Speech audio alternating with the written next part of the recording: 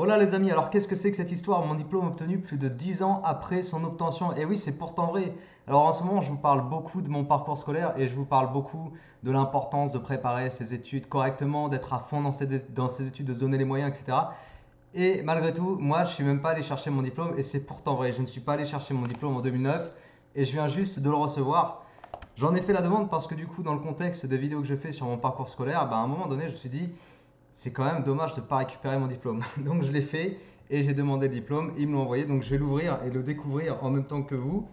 Euh, Juste, ça me permet quand même de transmettre une idée importante, là, une information importante, c'est que j'ai peut-être pas été chercher mon diplôme, tu vois, il est enveloppé là dans cette magnifique enveloppe. J'ai peut-être pas été le chercher et pourtant j'ai bossé comme ingénieur. Et ben en fait, ça me permet de te donner une information qui est très simple. C'est que à un moment donné, le diplôme, il veut dire quelque chose, quoi. C'est la validation de tes compétences sur toutes tes années d'études. Mais en fin de compte, ce qui prime avant tout, c'est tes capacités, tes compétences réelles. Tu vois? Alors comment ça s'ouvre cette enveloppe? Parce que si je te dis ça, c'est parce que finalement, la raison pour laquelle j'ai pas eu besoin d'aller chercher le diplôme, c'est peut-être parce qu'on me l'a jamais demandé en fait. Et effectivement, quand j'ai bossé comme ingénieur, ça s'ouvrait de l'autre côté. Quand j'ai bossé comme ingénieur, bah, on m'a pas du tout demandé de fournir mon diplôme. Pour quelle raison? À ton avis, pour quelle raison? Bah, parce que comme je te l'ai dit, tu as le diplôme, tu as le bout de papier, et puis tu as les compétences réelles. C'est là-dedans. Et en fait, le truc, c'est que les compétences réelles, c'est sur ça que personnellement j'ai été interrogé quand j'ai passé des entretiens d'embauche. En gros, personne m'a demandé mon diplôme parce que, et ça j'en parle dans une autre vidéo dans laquelle j'expose tous les stages que j'ai fait lors de mon cursus ingénieur, bah, quand je suis arrivé en entretien d'embauche, je savais de quoi je parlais, tout simplement. Puisque le boulot pour lequel j'ai été embauché en tant qu'ingénieur, il était dans la continuité directe des stages que j'avais fait sur les différentes années en école d'ingé. Et forcément, du coup, je savais de quoi je parlais, tu vois. C'était un thème tellement spécifique que j'étais compétent sur ce thème-là et les personnes qui étaient là pour voir un peu ce que je savais faire, de quelle école je sortais, etc. Bah forcément, ils savaient que j'étais pas en train de jouer du pipeau, quoi, parce que on parlait de choses ultra techniques et je savais de quoi je parlais. Donc tu as le diplôme qui a un sens, une signification et autres, et tu as les compétences réelles quand tu parles et que tu sais réellement de quoi tu parles et que du coup les personnes en face de toi, elles ont compris d'où tu venais, quoi. Alors voilà pourquoi j'ai pas récupéré mon diplôme et donc le voici en direct pour la chaîne, mon diplôme d'ingénieur. Donc c'est la première fois, hein, je répète, que je le tiens dans ma main. Diplôme d'ingénieur, grade de master degree. Voilà, je ressens rien de spécial, hein, finalement parce que j'avais quand même une attestation de diplôme que j'ai jamais eu à utiliser non plus. Mais voilà en gros à quoi ressemble le diplôme, tu as déjà vu des diplômes. Et donc, mademoiselle, monsieur, vous venez d'être diplômé ingénieur INSA, option énergétique et propulsion. Recevez de la part de toute l'équipe du département et de moi-même toutes nos félicitations.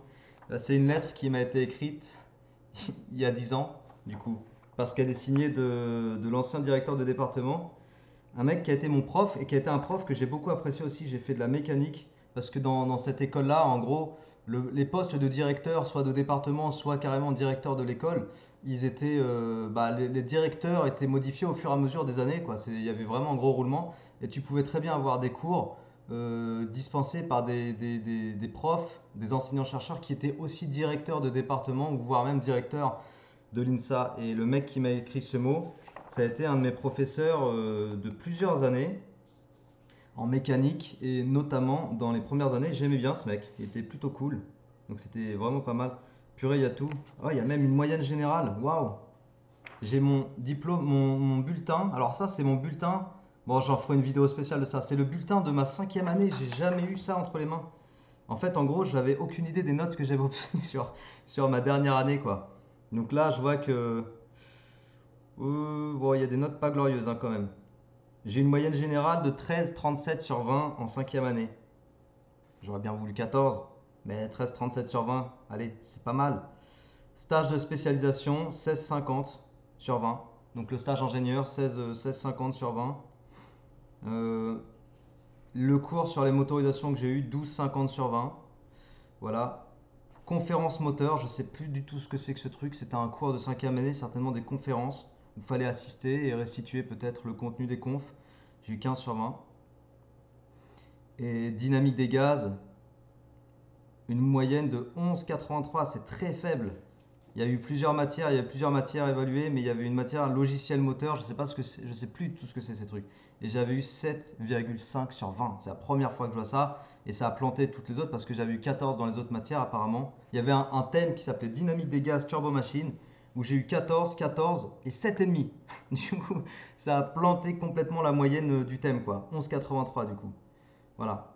Et sinon, sur le tronc commun, j'ai eu 15, 38 sur 20. Le tronc commun qui contenait une matière qui s'appelait atomisation et spray, une matière qui s'appelait turbine, une autre turbulence, et la dernière qui s'appelait instabilité de combustion et combustion turbulente. Ça, c'est une des matières les plus compliquées que j'ai fait, les amis. J'ai eu 16,50, mais bon, ça veut pas dire grand-chose parce que, en fait, il y a des matières pour lesquelles, lors des examens, on avait droit à nos cours et tout, quoi, tellement c'était un peu chaud. Mais voilà, mon bulletin du dernier semestre, ouais, semestre 9. Semestre 9, donc tu vois, tous les semestres après le bac, semestre 9. Ça, j'en parlerai enfin, j'en parle dans la vidéo qui termine mes vidéos sur le parcours scolaire, parcours ingénieur, quoi. Et du coup, voilà, le stage ingénieur. Ah non, c'est le stage ingénieur où j'ai eu 16. L'autre stage, c'était le stage de 3 mois de 4e année, je crois. Le stage ingénieur, du coup, j'ai eu 16. Voilà. Donc, mon diplôme, mon relevé de notes, tout ça, je ne l'ai jamais demandé. Donc là, c'est l'occasion, tu vois, je l'ai demandé 10 ans plus tard. Ils me l'ont envoyé, c'est cool. Je vais pouvoir encadrer ce diplôme, magnifique. Et en tout cas, c'est pour te dire, tu peux ne pas avoir le diplôme en main, mais en gros, c'est tes compétences réelles qui parlent pour toi, puisque les gens que tu as rencontrés, a priori, vont s'intéresser à savoir ce que tu sais faire réellement, de quoi tu parles réellement, est-ce que tu sais t'exprimer, est-ce que tu sais de quoi tu parles, est-ce que tu connais la technique, est-ce que tu es bon ou pas. Et sur cette base-là, bah, ils te choisiront ou pas. Mais moi, j'ai jamais eu à montrer mon diplôme d'ingénieur pour me faire embaucher, ça c'est une certitude. Je viens de le recevoir, c'est la première fois que j'ai dans la main. Voilà les amis, ça me fait plaisir d'avoir partagé ça sur la chaîne. J'espère que c'était une vidéo assez ludique. Et puis, je vous dis à très bientôt pour d'autres vidéos de ce type-là. Ciao les amis!